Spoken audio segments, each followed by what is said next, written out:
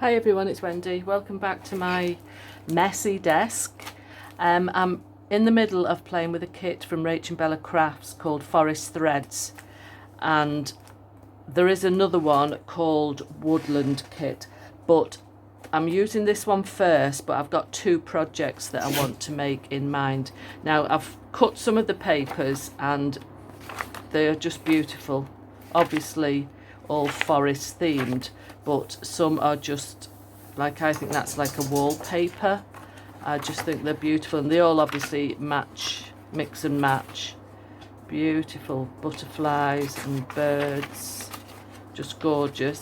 And I'm in the middle of fussy cutting. It's just massive. There's masses of papers and there's all this ephemera and tags. I just love these. As you know, I like to make little booklets out of these. That's why I've not cut them all individually. So I will be playing with those. But this is going to be an ongoing longish project. So I'm going to do bits and film it and then come back and show you what I've made, and I'll make some bits with you and things like that. But I'm just going to put this out of the way while I'm going to tell you what my idea is. Now I want to do a cardboard cover, but I also want to do a soft cover. So I've pulled out some material from my stash. Now this is quite a thick, sort of like a deck chair material, but isn't it just lovely? And I thought that would go lovely with the kit, so I need to go and iron this, but it's long enough to get two covers from. It's quite a long piece of material, so I need to iron that, get the crease out down the middle. But also I've pulled out two pieces that'll do for the inside. Now this is some that I got from a lady that helps in a charity shop. So I bought a load of this. I think it was used as a tailor's fabric, because there's a lot of silky, as that like linings for suits. So anyway, I thought that would go well on there for one of them, and this one is a part of an old sheet, because that is about the same colour as this bit here. So the fabric one, I want to put a very thin piece of wadding in between so that it just holds its shape but will fold nicely. But I've already cut out some Amazon packaging, and I'm going to use this as my template for my material one as well. So it's a sort of lap book shape. I've used two different packages from Amazon, both of them, and I've stuck an extra piece on here to shape the spine a little bit. So I hope this doesn't go too... This spine is about 1.5 inches, and this side is slightly less, about 1/8 of an inch less. So I want it to fold like so. So I'm going to sew a journal in onto this spine, and I'm going to sew a journal onto this spine as well. In fact, I may just chop this piece off here. I'm not sure yet, but we'll see. So that it can close. That would get in the way of the booklet if I left that piece on, so that's got to come off. So I want it to sort of close like that and have this as the front, so that it's slightly thicker here, so I can get quite a few embellishments, especially if I just have one journal stitched in here and one at this side. So it's a sort of work in progress. I've got to have a think about it and a bit of planning at the moment, but I just wanted to give you a heads up on the kits that are available in Rachel's Ko-fi shop. These are her two latest kits, and it's the Forest Threads that I'm playing with. So I will be back. Okay, this is where I'm up to at the moment. I've decided, instead of tucking these seams underneath this, I've just left it as a nice frayed edge. I did put glue stick under these, and that's the front side, so that just folds over nicely. It's going to be a sort of softish but not really soft. I've put the cardboard in between the two pieces, so it's still quite pliable, and I'm still playing about with how many signatures to have at this side. Maybe 2 and maybe 1 here, but I like the sort of shabby style of the frayed material, so I'm quite happy with that. And the very soft cover, I have put what do you call it, wadding in between. It's only, I put 2 layers of quite thin wadding, so it's not massively thick. And then I took it all upstairs to my ironing board and turned all the edges in and pressed it. Then I pinned it all and got it as neat as I could around the edges, then just did a cross stitch. So I did start sewing. I was going to do zigzagging up and down all the way along, but here it just sort of pulled it a little bit, so I thought, right, don't bother doing that. So this is the same size as the cardboard and material one, so I'm going to put one of them aside and then start playing with the signatures from the Forest Threads kit. So I'll be back when I've sorted that out. Okay, I've got my signatures ready, or near enough ready. I've done 3. Now this is paper from well, it's card actually, from this pad again, Wildflower Meadow by Hackney & Co. I got this at my local craft shop. It's 150 GSM because I wanted something quite sturdy for the outside of the signature. And I've just folded the 12 by 12 up and just split down the bottom, just then that can glue into pockets. So I've done one for each signature, and because there's so many papers in the kit, I've just put at the moment 2 or 3 coffee dyed A4 sheets, and I've done this with another of the 12 by 12s. Just cut it in half so it's 6 inches, glued it, folded it, and then just made either pockets or just flips. I do like having flips in a signature.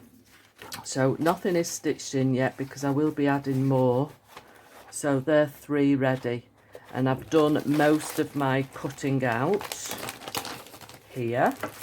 So the large tags I'll probably make little notebooks with, which I've done in previous videos, and then most of the ephemera is cut out with the pockets, and so it's just a matter of deciding where things are going to go. Also, I made this, which I think Rachel did a video on this. Let's have a look. And it's another little flippy 12 by 12 paper from that same pad, a pocket there, and then these are side pockets, one there and one there. So these intentionally I've put on the same side, then I can put little tags or journal cards in there with a tab on, and I'll probably put a little dangle on those as well. So that's where I'm up to at the moment. So I shall proceed and start gluing and stitching, and I shall be back. Okay, this is where I'm up to at the moment. I have sewn 3 signatures in, 2 on the slightly wider spine and 1 on the smaller one. Now these can go either way. They can either close that way, or this single signature can go in the middle of these 2, like so, and it can close like that. So there's still room to put quite a bit of ephemera in, pockets and tucks and everything. I'll probably do a ribbon closure, but all I've done at the moment is I've put some cheesecloth with some of the ephemera from the Forest Threads kit, a bird and like a nameplate, I've just done it on the front of that one, on the front of this one, and on the front and back of this one. I may do something on the back of the others, but we'll just wait and see. And the signatures are all very similar. I've got little tuck outs there, flippies. I've not done anything with the twine at the moment because I may put dangles on them. I've done a few flip pockets. We'll just have to go along. I'm going to get the ephemera out and have a play. And this is like a big flippy pocket thingy.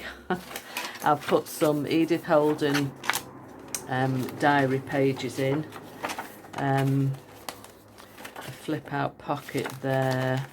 So I'm going to carry on and get all the ephemera stuck in and add some of my own pockets and tags from my shoe boxes and see how it goes from there. So I shall be back, and I'll probably make some envelopes with the camera switched on, and we'll see how it goes. So I'm quite happy. This is the cardboard cover, so it's going to be quite a chunky one, but there's going to be an awful lot of journaling space as well. So I'm really happy with the way this cover's turned out. So I'm going to use the fabric soft cover for the woodland kit. So I'm going to finish this one first and then get it up for sale. But it is going to be a chunky one, so I'll be back.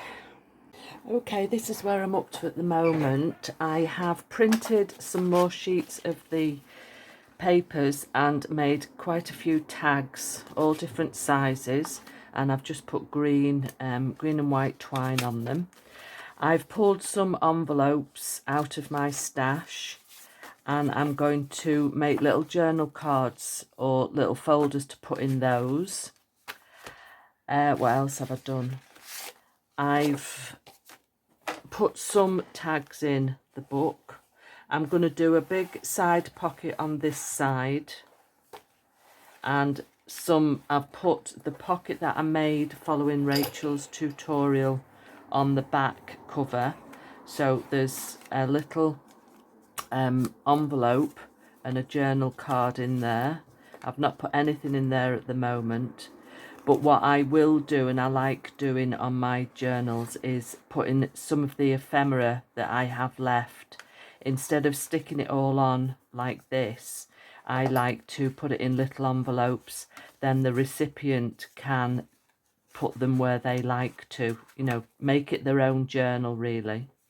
The one mistake I did make with this,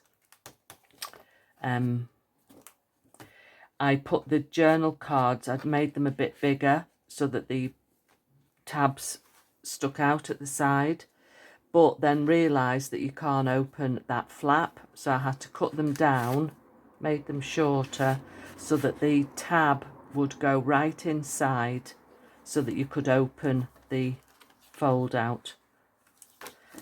This one didn't matter so much because it came that way, but this one did. And then I've put some journal cards and a long tag in that pocket. So that's the back cover. And I've got to fill the pockets up throughout the journal. So the next time I come back, the next video will be doing a full flip through of this, and it will be going up for sale. But it's going to be a big one, so be warned. So that's where we're up to at the moment.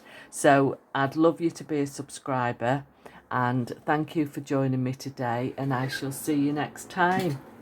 Bye.